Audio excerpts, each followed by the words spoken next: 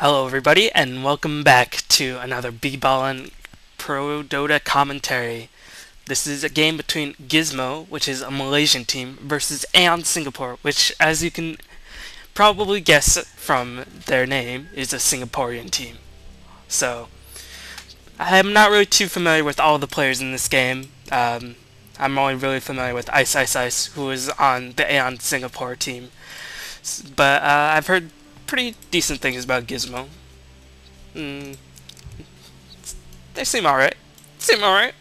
I'm actually going to fast forward through the picks and bans by 2 times speed because I don't want to spend too much time analyzing it because I'm not too familiar with the current metagames in Malaysian Dota. I know that every Dota scene has very different tendencies on who to pick and who to ban, but we can actually see that Lycan, Shadow Demon, Pugna, Invoker, all pretty standard bans. Pugna being first banned is not so standard these days, but it's still a strong ban if they don't want to be pushed too hard. Maybe Aeon Singapore is notorious for pushing extremely hard. You can also see AA and Doom bans, which I think are fantastic bans because Doom is just a really broken hero in my opinion.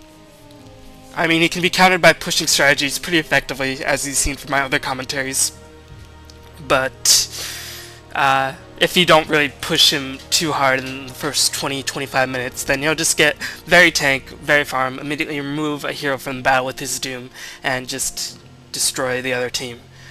So, and AA, of course, you all know my feelings about that hero. I think he's ridiculously broken. I think he might have the second best ultimate in the game, next to probably like Ravage or Black Hole or something like that, because it's pretty spammable, and of course it shatters, and of course it stops health regen, which I think is extremely underrated in a fight.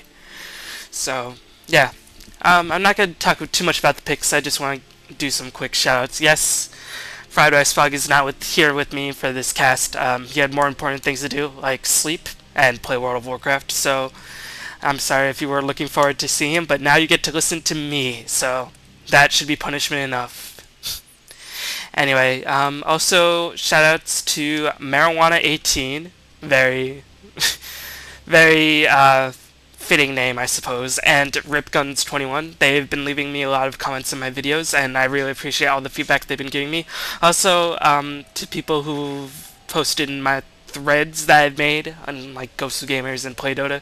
A lot of the criticism wasn't so nice, but it was really appreciated. I actually shortened my introduction by about 25 seconds, and I've turned down my microphone volume by quite a bit. So, even though it wasn't the most pleasant thing to listen to, it certainly was helpful, and hopefully it'll help me improve in order to become a better caster. But this should be just a sort of semi-serious game. I'm not exactly too sure what league or tournament this is from. I'll let you guys know in the description below, but it should be a pretty good game. I saw an interesting hero pick at the end that I won't spoil right away. So we see Gizmo had the first pick. They picked up the Lich. I guess he's still a favorite in the Asian scene for being first picked in first band, although he's sort of fallen out of favor in the European scene. He's still picked, but not sort of banned as much as he used to, especially with the nerf to Dark Ritual. To counter, they picked up Earthshaker, Windrunner, really long-ranged heroes that are really powerful in ganking and can do significant havoc in teamfight. And to counter that, they picked up Tidehunter, Weaver. Weaver is pretty broken hero. Not really broken, but just annoying, pesky, buggy hero that is gonna pester you like a big pest, like the giant bug that he is. So let's just look at the bans really fast. Of course, iceiceice responded with a Chen pick, so that indicates maybe the Pugna pick was a smart ban that iceiceice really does like to push. So Broodmother and Silver are both banned. We've been seeing a lot of them in games recently, so I'm pretty happy to see them go. And Enchantress and Potom have also been banned. Potom, I don't know, maybe iceiceice has a really good Palm player on his team.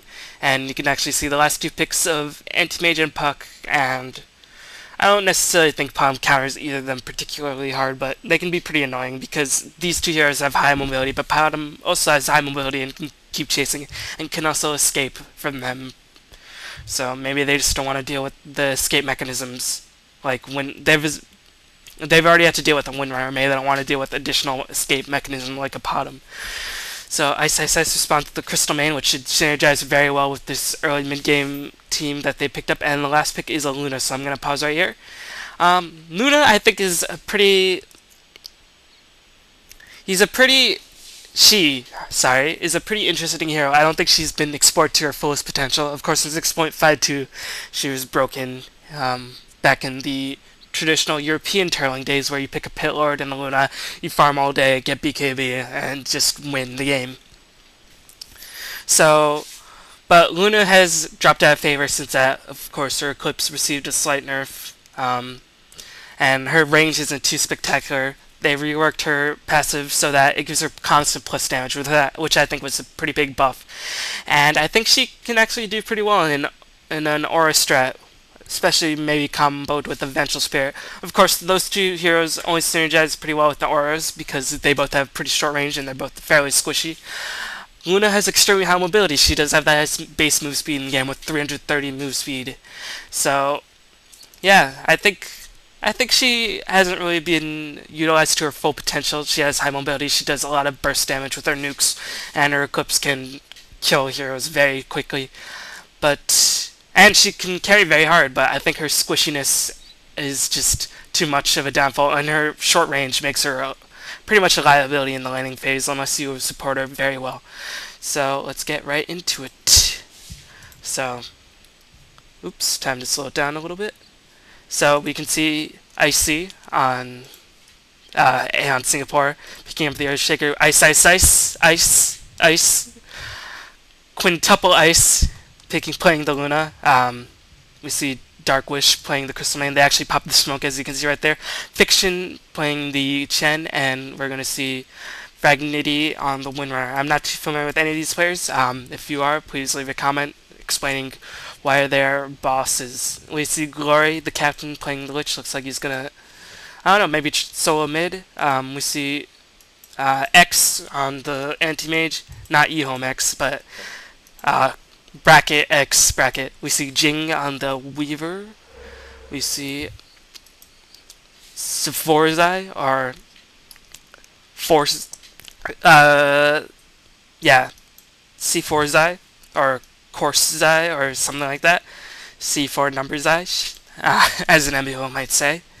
And we see Shaw New Zealand, or Shaw NZ on the Tidehunter. I know that NZ is actually a pro team in the Southeastern Asia team. Maybe he's a stand-in filling in for Gizmo at this point.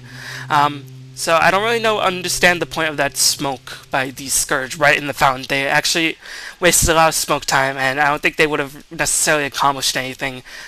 They just allowed them to play some wards. Maybe they were hoping that, okay, we have a Chen, we don't want him to get limited in the jungle, so maybe they're going to place some wards in our jungle to block off the creep spawn. But of course, Gizmo did nothing of the sort. So, we're going to see a tri-lane, well, a pseudo tri-lane up top. We're going to have Chen in the jungle, of course, we're going to have Luna, and Crystal Main is going to support the Luna. So Weaver is going to be pretty hard pressed, but I think she can he can handle himself pretty well. Of course, he has massive escape mobility, and Crystal Main's low move speed won't really help her to chase and harass as effectively as other supports would. But Luna will just probably keep him off the lane with beams, and if she picks up her early Lunar Blessing damage skill, she will definitely be able to out-damage the Weaver. We're gonna actually see... This is a little weird. We're gonna see a solo mid Earthshaker. Wow. Earthshaker needs levels. Actually, Earthshaker doesn't really need levels. Earthshaker doesn't really need too many items. I'm not really too sure what they're doing with this. Maybe they just feel like, alright, if we get an early Blink Dagger and Earthshaker, that will drastically change all of the team fights. And I think actually the more important thing is that they sort of went with an early game lineup. They picked a Crystal Main and a Chen.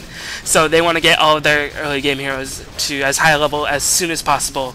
And it doesn't really matter with the farm on push teams. It just matters on the levels, experience, and how effectively they can roam. So we actually see a sort of dive on the winner. Let's see if Anti-Mage can get a couple more hits. Anti-Mage is diving. Oh, but Lich actually picks up the last hit. So I'm sure Anti-Mage is super disappointed that he didn't get the last hit. I'm sure he would have liked that immensely, but that's not a good sign for the Scourge. they lost their Windrunner very early. They got anti-mage some extra kills, or extra experience, and let's picked up a kill, which will help fund a not so fast mechanism. And of course, Windrunner will have an extremely tough time in that lane. Meanwhile, let's see a tower attempt by the Scourge. Ice is actually taking a lot of damage from the tower, and in fact, he's going to die to the tower. Wow. No, he styles up at the last second, and he avoids the tower damage, but it looks like Chen's gonna die. Yeah, so really, really interesting play by the Sentinel. Am I in the right version? I think I'm in the right version. I mean, if I'm in the wrong version, I'll be very angry. But I remember this is 6.2F, and I'm pretty sure the Warcraft 3 version is fixed. So if we see any more stupid dives, we see Luna actually backing off, so that's indicating that there's not really as much failure on that part. So if this is actually the wrong version, I will be very angry. And you won't like me when I'm angry. I actually turn very green, and I smash things, and I just get generally pissed off in general. A lot of the criticism I've been receiving is that I repeat myself a lot, which I can't really help. But I'm going to try to avoid that. But generally, in general, is not a good way to start that. So it's gonna be a little tough to break that habit. We haven't seen any stupid moments recently. So aside from this weird Earthshaker laning, but Earthshaker is actually farming pretty well against the Puck. I mean, Puck can't really kill the Earthshaker. Earthshaker constantly he picked up a lot of clears in the beginning. He got a fast bottle, and he's going to spam Fissure for creep kills. Of course, he's going to push back the lane, but if you push back the lane against a Puck, I mean, Puck has Illusionary Orb. That was a little bit of a weird. Maybe he just got fogged. I'm not too sure. But we see that Ice has actually picked up early level of Lunar Blessing, and you can see the plus damage being given to all his allies right off the bat, and I think they're going to be able to take out this tower with a relative ease. I'm going to be watching the minimap to see if there are any kills and ganks. Nope, looks like this tower will just fall very, very easily. And looks like Windrunner is transitioned to mid lane, seeing that she was getting no farms, and then more importantly, no levels on the bottom lane. That's the most important thing. And with this sort of early game push strat, you want to get as many levels as possible, and she was getting absolutely no levels due to Lich constantly Dark Ritual and keeping the creep equilibrium back towards the base tower and anti-mage farming and just the constant harass. She was actually getting no levels. You can still see after she's been in the mid lane for about 45 seconds, she's still at level 2, which is very, very bad. Ice has picked up, or Ice, triple ice. It's starting to look like a triple ice. I'm sorry for that fail meme, but you can see that she has picked up early gloves face. Now normally this is like, okay, what the fuck? This is not really a very good item. But I think on Luna you can sort of justify it, especially in a push strat. You want to push the creeps as fast as possible, and attacking fast will help that. Not very much, but every little bit counts. And more importantly, Luna has 330 move speed. So she is not too pressed for boots in the very early stages. Of course she wants to get boots. Everybody wants to get boots in the early game. Let's see if Puck tries to throw down a Dream Coil. Nope. Earthshaker actually popped the Invis Rune, and we're going to see Windrunner still level 2, farming it up. But